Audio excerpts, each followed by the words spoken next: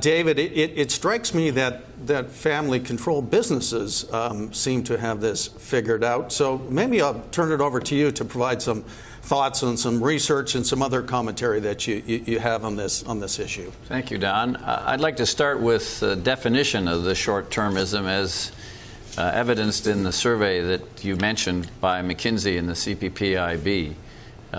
Their interview showed that most directors and C-suite executives felt that appropriate time frame for a strategy would be 3 to 5 years, and this abstracts from high-tech industries. They then said to those same people in the survey, well, if it's 3 to 5 years what it should be, what actually is it in the company you're involved with? And the answer came back 2 or less.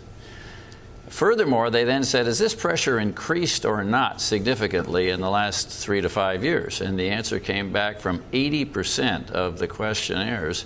Yeah, the pressure is enormously increased in the last 3 to 5 years. And then the last question on the survey of how bad this phenomenon was, do you think your company would perform better in the medium to long term if this pressure was remediated somehow and in some way? 85% responded yes, definitely. So short-termism is real, it's with us, and I think it's an ongoing problem with respect to widely held, publicly traded companies. As a result of that and other actions, something in the order of 50% of publicly traded companies in the United States have disappeared in the last 20 years. People have just left this arena. Fundamental means for raising risk capital to build a nation, they're suddenly abandoning the market as widely held corporations. Michael Dell's a good example. He said when he left, I don't want to be pushed by 26-year-old Wall Street analysts who just graduated from business school 5 minutes ago as to what I'm doing with my company. And so I'm just getting out of this entire arena. Clearly there have been takeovers and mergers and acquisitions as well.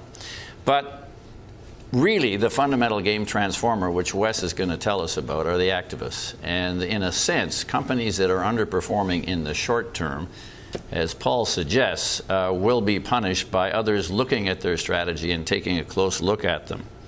At the Clarkson Center at the Rotman School of Management, we were very concerned about this phenomenon, and we said, well, the pariahs of corporate governance are those with controlled corporations, people who have dual-class shares, where some people get more votes than other people. That's clearly wrong. One person, one vote is the thing we believe in.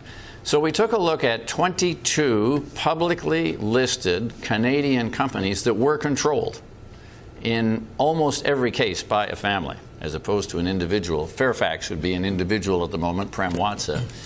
Those 22 companies over the last 20 years clearly and significantly outperformed the others on the index.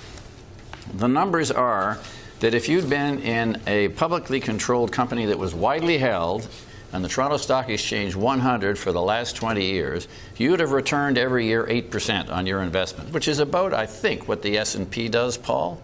And yeah. So that's about market average. On the other hand, the 22 family-controlled companies returned 11.6%, which over the 20 years would have given you a return as a shareholder 2 times the return of the other widely held companies. And we asked ourselves, well, that's interesting. These are pariah companies. So you think of companies perhaps like Magna, where Frank Stronach owned 1% of the company, controlled 99% of the votes. Paid himself, I think, something in the nature of $75 million a year, give or take a few. That perhaps is an egregious example of power misused or misapplied in the interests of the other shareholders. So there is certainly potential for abuse in these organizations. But to perform twice as well over a 20-year time period in a family-controlled company is really an interesting aspect. And if you start from the proposition that the purpose of good corporate governance is to provide sound, meaningful, long-term shareholder returns, then you've got to say to yourself, well, what can we learn from these companies? And what can we, as widely held companies, think about our boards of directors and what they might do differently? And there's a number of things that I think are happening here, led primarily by the activists, because now, if you're not doing your job as a corporate director in a widely held corporation, somebody else is going to come in and do it for you. And that someone else are the activists. There's over 300 firms, there's $300 billion in invested capital, And that's transforming the way boards are responding. As Wes will tell you, the first thing to do is you got to know your shareholders and get out and talk to them as a board. That's not the IT function, it's your function.